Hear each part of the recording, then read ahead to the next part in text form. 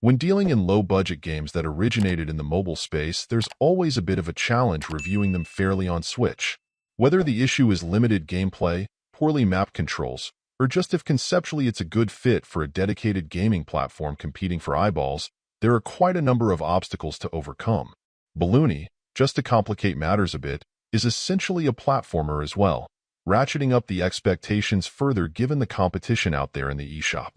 While it has some charm on its side, it still ultimately struggles for a variety of reasons.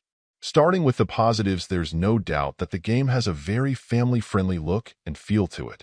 Your character is cute, the stages you'll move through generally have a fun atmosphere, and the play is approachable as a whole. Your capabilities are relatively limited, mostly focused on jumping, inflating yourself when necessary, and a turbo dash. Throw in the fact that you can enjoy the game together cooperatively, and you have an experience that may be well suited to parents playing with their younger gamers. That said, there's also no doubt that the game's simplicity on multiple levels also tends to make the experience tough to get excited about. While I don't tend to be a graphics snob, I will say that the very web-based Flash game look isn't one of my favorites. On the whole, I'd also say the stage design tends to feel generic overall and even repetitive, making gameplay feel stale pretty quickly.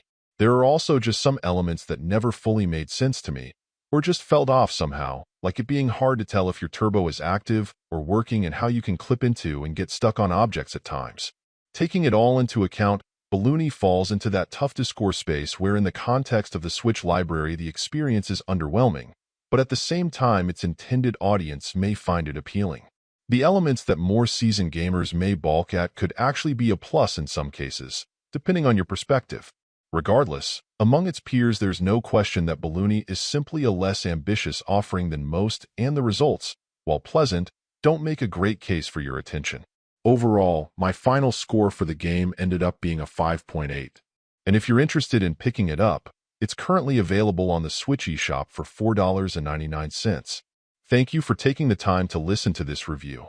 And if you'd like more information or ideas of indie games worth checking out on Switch, be sure to click on the link provided in the description. Until next time.